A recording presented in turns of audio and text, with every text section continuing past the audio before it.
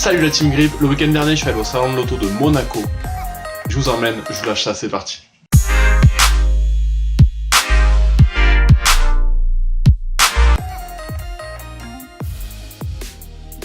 Voici la nouvelle Alpine A110. Voilà, comme on peut le voir, le volant. J'aime bien le volant est assez petit, c'est assez sympa. On peut voir qu'il y a des palettes au volant.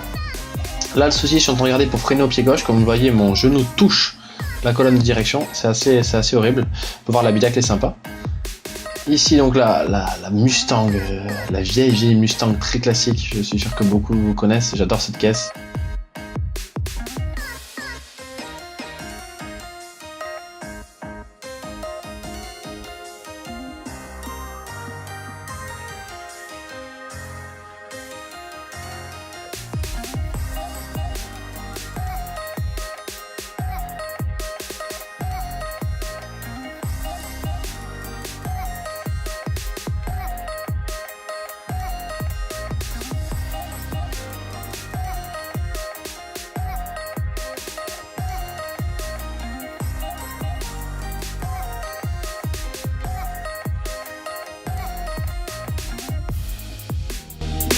Ça, c'est la nouvelle NSX.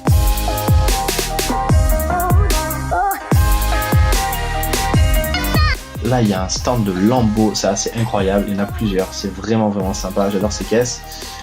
Ensuite, on passe sur la GT3 RS. En vert comme ça, elle est vraiment magnifique avec les ouvertures à l'arrière pour le moteur. Le moteur, bien sûr, est à l'arrière, en porte-à-faux arrière. Les bonnes sorties d'échappement, vraiment sublime en vert comme ça, avec l'aileron énorme.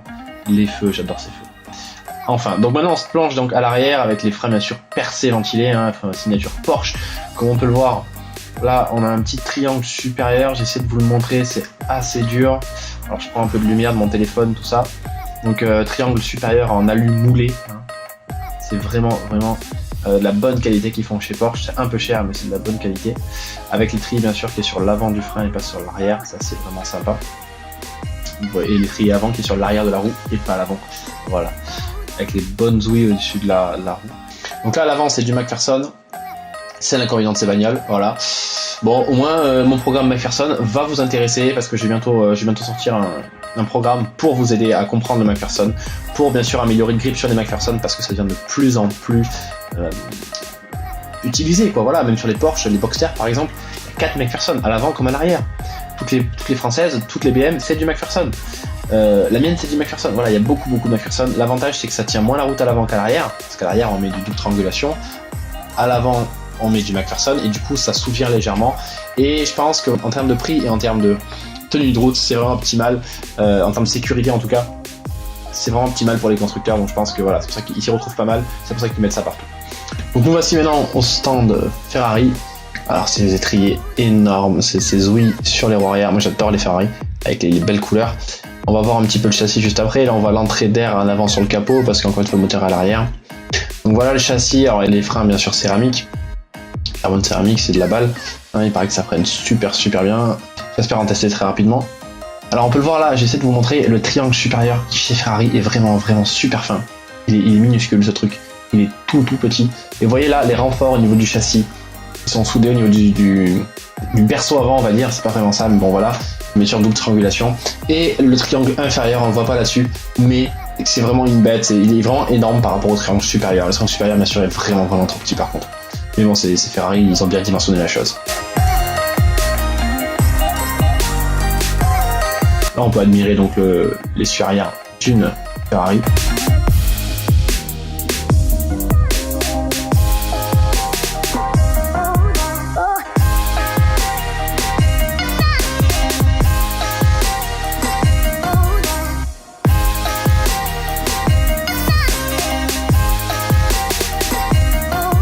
Alors cette caisse, c'est une Bentley course avec cet aileron, je suis resté bouche bée dans cet aileron.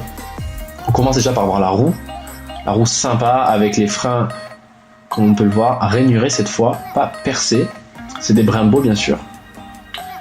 Et on peut voir le disque flottant sur bol alu. On peut voir les petites vis au niveau du bol.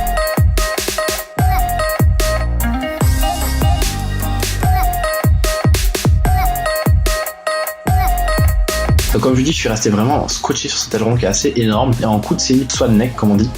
Et voilà, il est assez énorme, il est assez bien fait, il est tout en carbone bien sûr. Et voilà, il est franchement pas mal, il est assez gros pour la catégorie. Et j'aime beaucoup. Là on peut voir le retour en dessus de l'aileron, il y a un petit retour, une petite lame que je vais toucher un peu plus tard, vous allez voir, et c'est assez exceptionnel. Ça permet d'éviter le décollement de l'air, voilà cette lame là, ça permet vraiment d'éviter ce décollement, ça permet d'avoir un contact qui est plus important sans avoir de décollement, parce que avoir un décollement de l'air, du flux d'air en fait, c'est vraiment pas une bonne chose, ça crée des perturbations et ça réduit l'appui aérodynamique. Donc là on aide cet appui là comme le fait la main qui est à droite, on appuie vraiment sur l'air de la caisse, c'est vraiment exceptionnel. Donc ça a signé Bentley bien sûr, Bentley Racing. J'aime bien les couleurs aussi, hein. Couleurs un peu italiennes, hein. Vert, blanc, rouge. Signé Petri Corse, je n'ai pas l'accent italien. Voyez-vous qu'on est proche de l'Italie à Monaco. Voilà, donc les petits zouilles à l'avant là, c'est assez classique, même sur les voitures de Time Attack on commence à on les voit pas mal. Et en fait c'est clair, arrive au niveau du pare-choc avant et il remonte comme ça avec un trou dans le capot. Et voilà, même si le moteur sur ces caisses là est à l'avant. Donc là étrier rainuré encore une fois, on peut le voir que donc encore bol alu, tout ça comme à l'arrière bien sûr. Toujours en Brembo, même les disques il est Brembo. Alors j'ai adoré ce stand, c'est une Porsche qui donc on a enlevé les trains roulants, un petit peu les roues en tout cas, et avec des miroirs, et on peut voir donc le moteur comme si on était en dessous de la voiture sans être en dessous en fait. Là on peut voir en fait la barre anti-roulis, c'est comme marché comme ça, c'est un trailing arm, c'est un bras oscillant, c'est un peu comme sur les... C'est un bras triangularisé quand même comme vous pouvez le voir, mais voilà c'est un peu comme sur des motos, on peut le voir bien là, voilà on voit vraiment super bien dans le miroir, et avec le moteur qui est derrière en porte-à-faux bien sûr, et la boîte de vitesse qui est au niveau de l'essieu. Bon là on peut voir c'est une tôle qui est pressée donc avec plein de dessins dessous, c'est une forme complexe qui permet d'améliorer la rigidité du bordel, ça marche super bien. C'est un châssis de l'époque, hein, c'est pas non plus tout récent, mais c'est sympa. À l'avant on voit que c'est quand même très minimaliste. Alors il manque des choses forcément, hein, les roues reposent pas sur rien, mais voilà on voit au moins les biellettes de direction. Alors j'ai adoré ce cuir, comme vous pouvez le voir là, ce cuir surpiqué en triangle, c'est assez magnifique, très bonne qualité, je vous le conseille. Bon c'est sûr faut avoir les moyens, mais très bonne qualité. Le capot pardon bien sûr qui est vide, hein, le coffre chez Porsche est à l'avant. Donc là la petite biellette de direction, l'habitacle qui est vraiment pas mal. Bon, classique, je vais pas passer une heure là-dessus. Et donc voilà, on voit cette barre anti-roulis cannelée et les étriers de frein. Et là, bien sûr, le moteur qu'on a vu d'en dessous, là on le voit d'au-dessus avec le fameux ventilateur. Il y avait un simulateur assez sympa que j'ai pas eu l'occasion d'essayer. Voilà, on peut voir le siège qui bouge assez sympathique. Donc là, vous êtes dans une F1, vous faites bien sûr le tour du circuit de Monaco. Et voilà, le siège bouge, c'est assez sympa. Il y a un bruit assez métré, je pense. Voilà, c'est en immersion totale. Il y a un casque de réalité virtuelle à côté. J'ai vu personne l'essayer, mais je pense qu'en réalité virtuelle, voilà, c'est pour ça, c'est encore ça. C'est vraiment sympa. Et le simulateur avait vraiment assez impressionnant.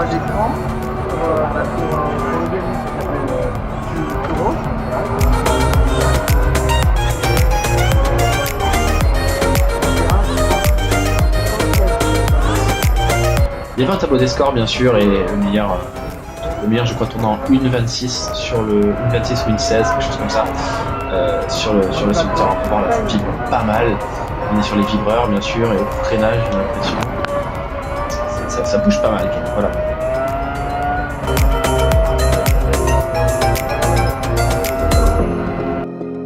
Alors là c'était une Morgane, on a vu bien sûr un gentil monsieur qui a commencé à essayer de l'ouvrir et de nous expliquer un petit peu les nouveautés de la Morgane, qui à l'époque bien sûr avait un châssis en bois, il faut le savoir.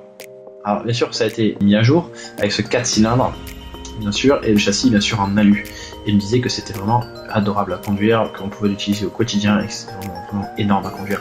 C'est super sympa, on peut voir les durées de silicone sur le côté, donc c'est quand même vraiment quelque chose de robuste. comme véhicule. C'est pas un véhicule d'origine avec des durites en caoutchouc. Ça fait vraiment plaisir. Je vous laisse les explications du maître. It's not wood frame anymore. Well, there's still a percentage of wood in the car, but you know it's mostly steel now anyway. Because the car is much more like rigid. At the moment, it's nicer to drive, expect the old ones, so it's much more sportier. You can chuck in the curves much easier now. So they did a good job updating it without taking out the tradition of it. So I mean, the internal part has also some updates. So besides, you know, we all know the walnut dashboard and the Motolite steering wheel, but the car now has AC, has obviously has also the radio with aerials. So it's become, you know, usable every day if you want. Yeah, so it's up to date. I think it's a great job. Okay. Is that for radio? Yeah, that's for the radio. Yeah. Okay. Great.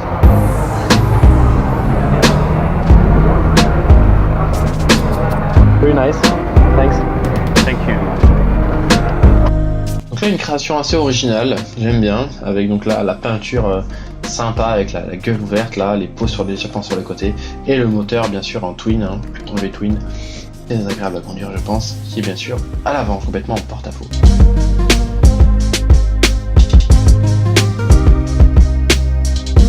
Donc en se déplaçant à côté de la Ferrari, on voit cette magnifique voiture équipée de Toyo R888.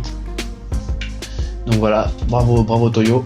Bien sûr en frein Willwood, alors c'est pas mal, en 245/45/16. Donc c'est des jantes un peu petites, mais ça fait l'affaire sur une voiture qui est vraiment légère. Un exposant va venir nous expliquer après les détails.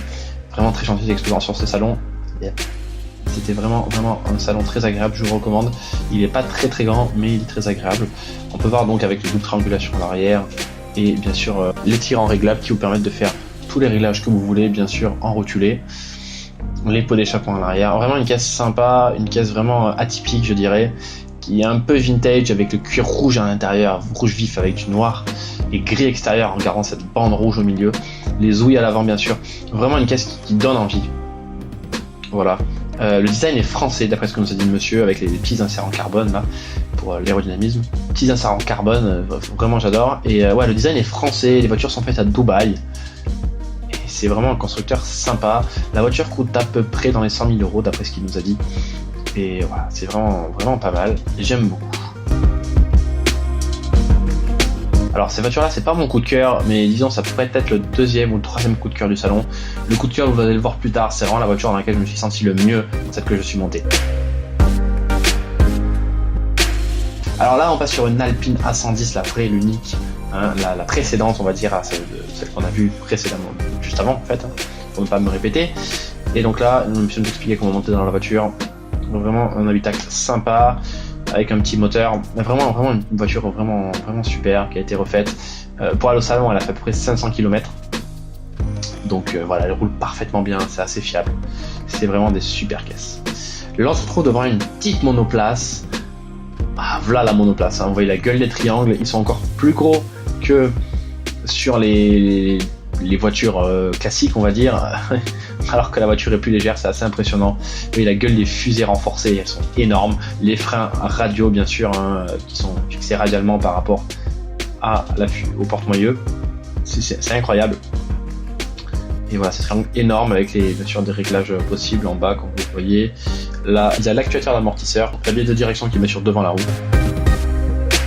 Sur l'arrière, on a les triangles qui sont plus que triangularisés, carrément, quand on peut le voir, parce qu'il y a une sorte de triangle bizarre pour l'arrière. À l'avant, il y a une pince pour le carrossage.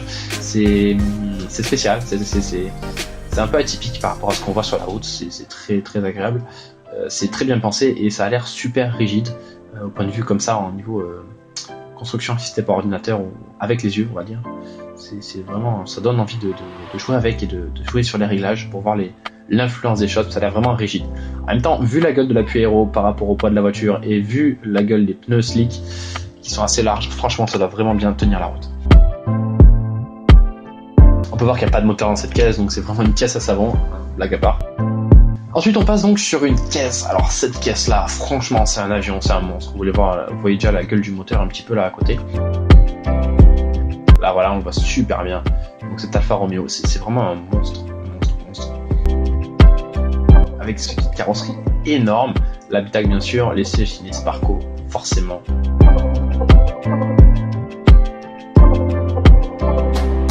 Les entrées d'air bien sûr sur le toit, à l'avant bien sûr l'entrée d'air aérodynamique pour le radiateur, et donc comme je dis le flux d'air on rentre par le pare-choc et on ressort par le capot tout de suite après pour suivre le pare-brise en fait directement. Les freins en rainuré ventilé signés Aperacigny. Alors je fais une petite pause rapidement concernant le rainurage et concernant le perçage. En fait c'est beaucoup Porsche qui a fait du perçage. Le perçage a quand même un grand avantage par rapport au rainurage, c'est que ça donne du mordant à la plaquette de frein et ça dégaze mieux les plaquettes de frein. Maintenant avec des plaquettes performantes, on a beaucoup plus de mordant et donc on a beaucoup moins besoin de ces trous là. Concernant le dégazage, c'est difficile à dire. Mais le problème des trous du perçage, c'est que la plaquette s'use moins régulièrement, d'accord ? La plaquette n'est pas aussi homogène, n'est pas aussi lisse en fait, elle n'est pas poncée de façon régulière, elle n'est pas vraiment très plane. Et donc il y a des usures un peu irrégulières qui apparaissent et c'est pas top au niveau de la surface, on va dire, de friction. Tandis que les rainurés, ça ponce vraiment super bien la plaquette, elle est vraiment lisse, elle a vraiment une usure qui est parfaite.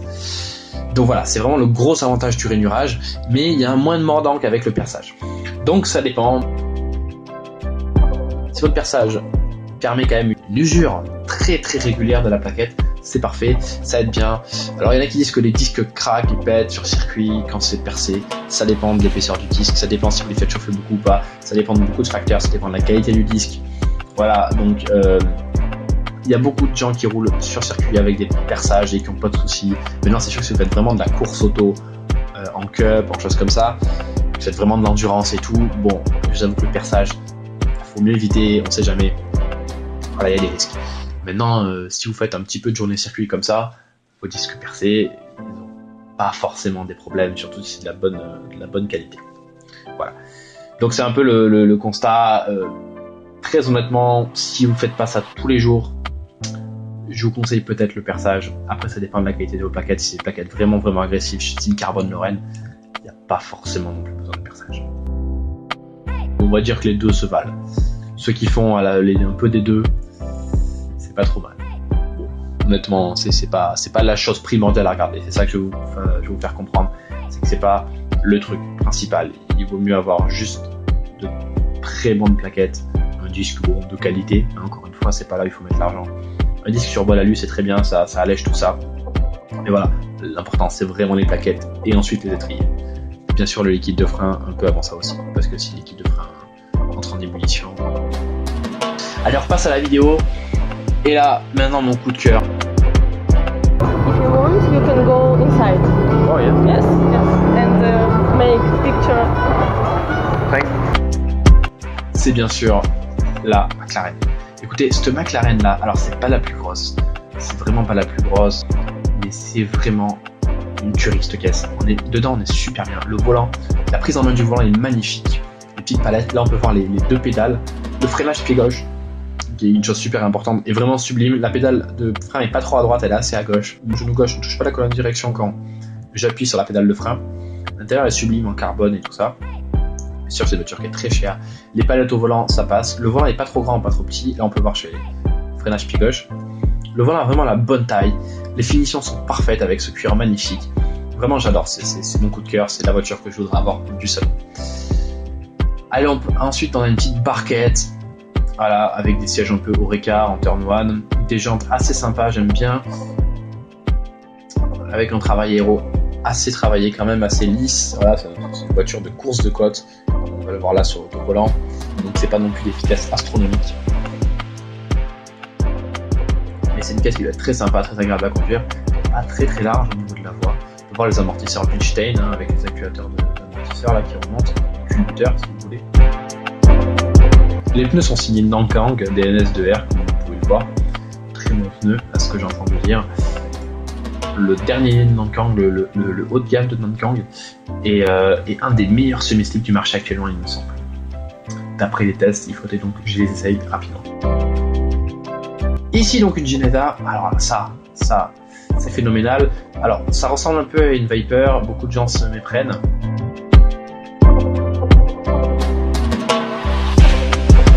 Les freins sont signés Alcon. Là encore, c'est du rainurage un peu spécial, mais ça reste du rainurage.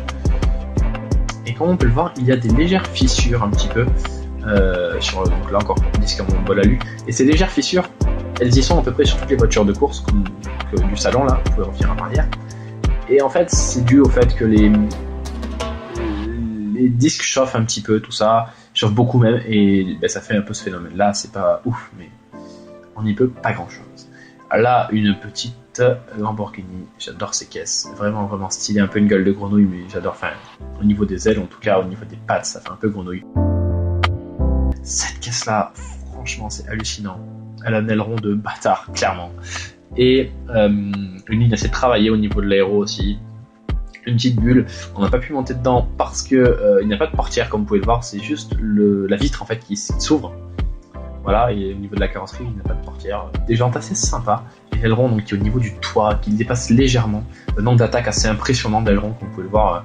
Le début de l'aileron est assez bas et le haut de l'aileron est plus haut que le toit. C'est incroyable. Les doubles sorties d'échappement, le cul magnifique. Ça ressemble un peu à une Porsche 918. C'est mon avis en tout cas.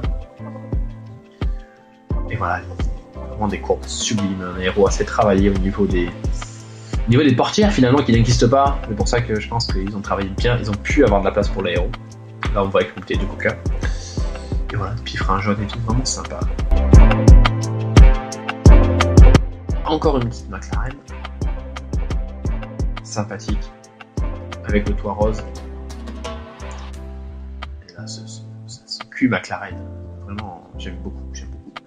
Ça fait encore une fois penser à une grenouille. Je sais pas ce que j'ai avec les grenouilles cette année. Mais voilà, les voitures ressemblent un peu à des grenouilles.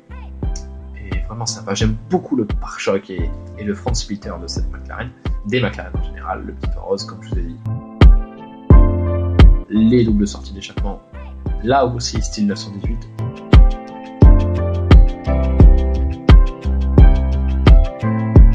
La petite 718 Cayman.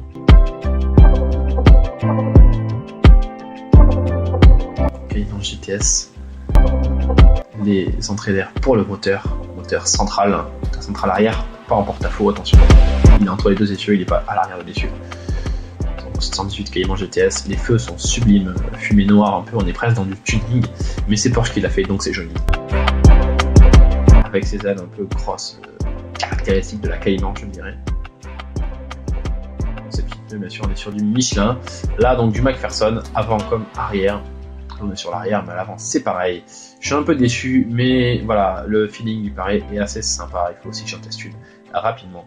La GT4 me donne vraiment envie, donc là, McPherson avant. Alors là, c'est l'ISAT, c'est l'école d'ingé sur les bagnoles. J'ai un pote là-bas, je voulais y aller, mais au final, je me suis dit non, je vais aller dire. Et donc là, c'est le Shell Eco Marathon avec les coques full carbone. En fait, le but du jeu, c'est d'aller le plus loin possible avec 1 litre d'essence ou l'équivalent en énergie d'un litre d'essence en électrique. Et donc, soit vous faites en thermique, soit en électrique. Donc là, un petit moteur et tout, vraiment un truc super léger pour aller le plus loin possible de ce truc vélo. Il n'y en a que 3 dessus. Alors, cette caisse-là, African, j'adore. J'adore surtout vous verrez, la charnière de portière, vraiment sublime. La peinture, c'est bizarre, disons. Et les phares en triangle, très spécial, j'aime beaucoup.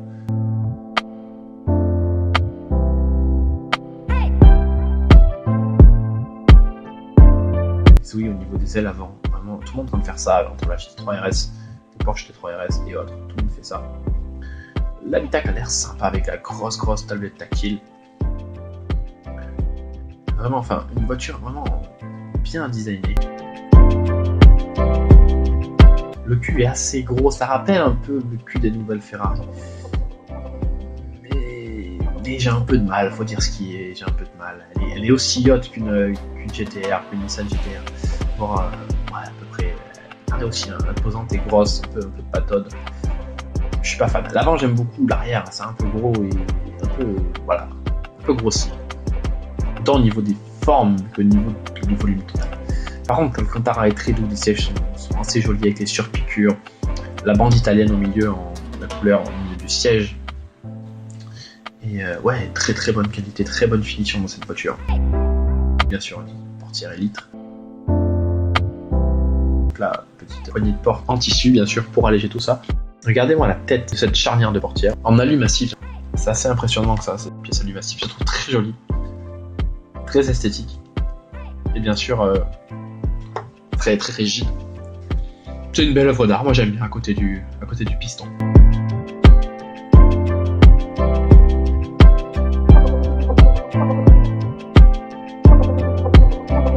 Là, l'habitacle, le volant a l'air sympa, j'ai pas pu le toucher. La grosse tablette tactile, comme je vous l'ai dit, avec les palettes au volant. Voilà, c'est sympa. Alors ça c'est sympa, c'est une sorte de carte avec d'autres triangulations avant-arrière, la barre anti-roulis comme vous pouvez le voir, qui est pas si grosse, elle est beaucoup plus fine en vrai, voilà. Elle est plus fine en fait que les triangles, donc c'est assez impressionnant. Donc c'est une caisse électrique par contre, avec donc des porte-moyeux, des porte-fusées de MX5, il faut le savoir. Donc c'est assez sympa d'utiliser cette truc de MX5. C'est vraiment bien foutu. La barre, donc là c'est moteur électrique, comme je l'ai dit, les batteries sont au niveau du milieu, du centre. Et la barre anti-roule arrière est vraiment super fine. Et je suis très heureux de ça, parce que voilà, c'est un truc qui est vraiment léger. C'est un truc qui a vraiment un centre de gravité très bas. Et ils ont réfléchi, ils se sont dit on va pas mettre une barre anti-roulis, non, on va mettre une barre anti-roulis super fine. Et des amortisseurs à mon avis assez rigides. Et c'est vraiment bien. Il y a une version donc piste, il y a une version off-road, donc 4x4, et il y a une version on va dire classe, rallye, voilà, choses comme ça. Il y a 3 versions. Et c'est vraiment bien, et c'est assez polyvalent. Il n'y a pas besoin d'avoir de casque en ville, il n'y a pas besoin même d'avoir de pare-brise non plus, et c'est homologué bien sûr, vous pouvez rouler sur la route avec, c'est vraiment exceptionnel. Et l'autonomie est assez grande, il me semble qu'il y a quelque chose comme 400 km, ou 350 de mémoire, c'est pas mal du tout.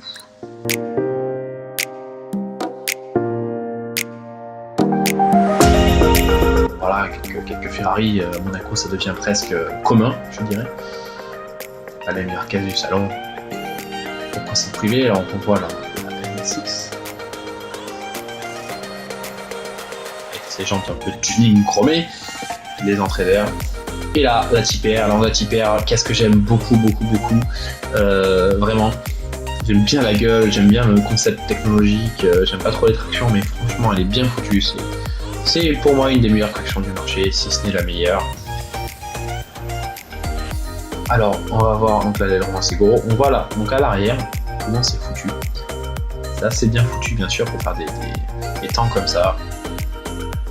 C'est dur un peu de voir avec les triangles et tout, donc voilà, monsieur triangularisé. C'est vraiment sympa, l'amortisseur est assez fin, c'est vraiment bien foutu. Et à l'avant bien sûr.